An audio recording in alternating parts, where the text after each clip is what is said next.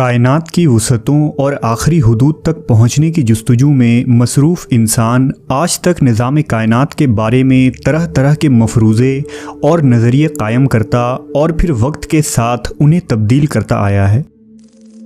کائنات ایک ہی ہے یا بہت سی جہاں آباد ہیں، یہ سائنسدانوں اور فلسفیوں کے لیے ہمیشہ سے ایک بڑا سوال بنا رہا ہے۔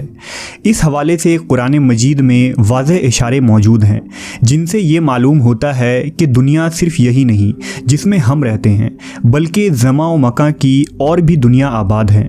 اس حوالے سے آج سائنسداں اس تھیوری کو سچ ثابت کرنے کی کوشش کر رہے ہیں کہ کیا ہماری دنیا کے سوا اور بھی دنیا آباد ہے، اور کیا وہاں بھی ہمارے جیسے انسان موجود ہیں۔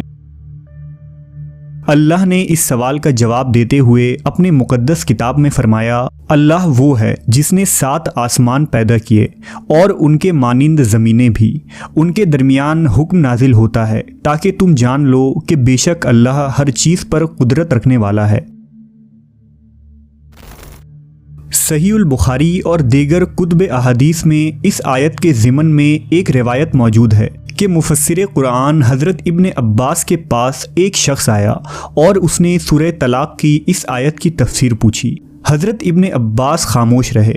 اس شخص نے دوبارہ اصرار کیا اور پوچھا کہ آپ اس کی وضاحت کرنے سے گریز کیوں کر رہے ہیں؟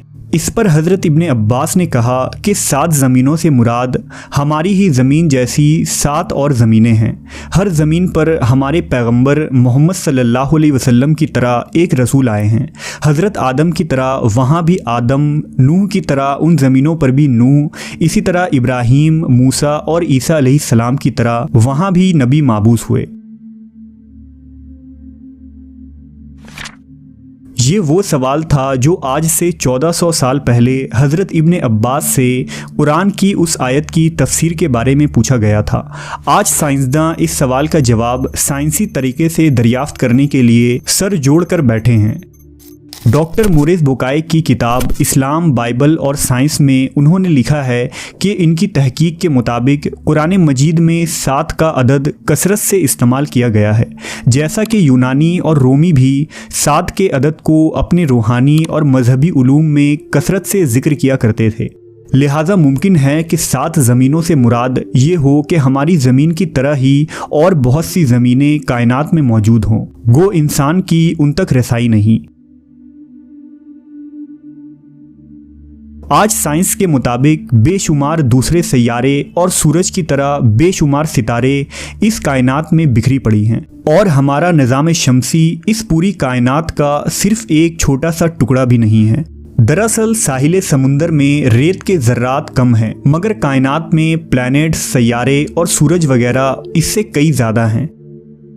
لیکن قرآن مجید کی اس آیت کی بات کریں تو علماء کے درمیان مختلف نظریات اور آراء پائی جاتی ہیں۔ کچھ علماء کا خیال ہے کہ اس سے مراد 7 مختلف زمین اور آسمان ہیں، جبکہ کچھ کی رائے یہ ہے کہ 7 کائنات ایک دوسرے کی ہم شکل ہیں، یعنی اگر زید نامی ایک آدمی اس زمین پر موجود ہے تو وہ مزید 6 زمینوں پر بھی موجود ہوگا۔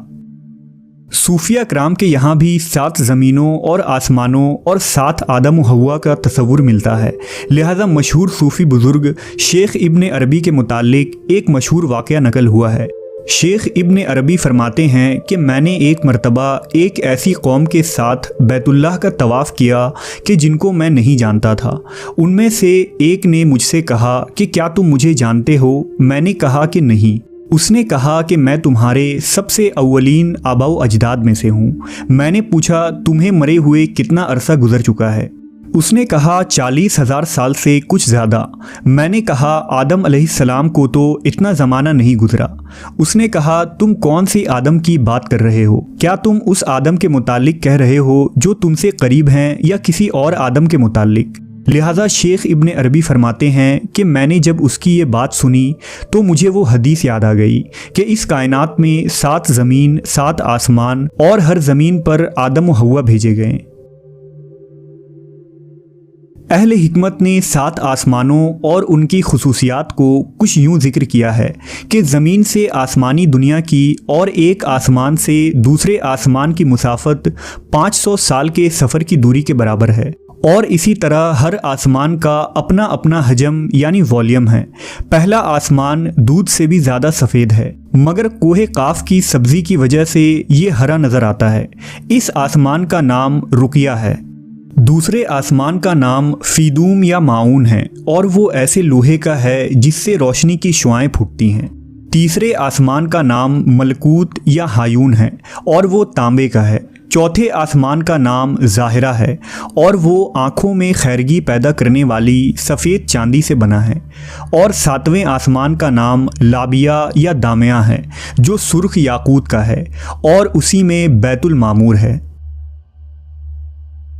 इसी तरह नबी करीम हज़रत मोहम्मद सल्लल्लाहु अलैहि वसल्लम का सफ़र मिराज इस बात का वाज़ह तरीन सबूत है कि हुजूर ने बुराक पर सफ़र करते हुए जिब्रील अमीन के साथ तमाम आसमानी रास्तों को पार किया, जिसके अंदर 7 आसमान भी शामिल था, और हुजूर ने तमाम आसमानों में पैगंबरों और रसूलों से मुलाकात की। जबकि 7 ज़मीनों और आसमानों की एक ताबीर जदीद नज़रिया मल्टीवर्स की शक्ल में दी जा सकती है। दरअसल हमारी इस ज़मीन में कुछ जानदार ऐसे हैं जिन्हें हम अपनी आँखों से देख सकते हैं, मसलन चौपाए जानवर, रेंगने वाले मखलूक और चरिंदो परिंद जो हमारे साथ इसी ज़मीन पर ज़िंदगी गुजारते हैं। जबकि कुछ जानदार ऐसे हैं जो हमारे नज़रों से भी ओझल हैं, मसलन खुर्दबीन मखलूक, वायरस और बैक्टीरिया वगैरह, जिन्हें हम अपनी आँखों से नहीं देख सकते।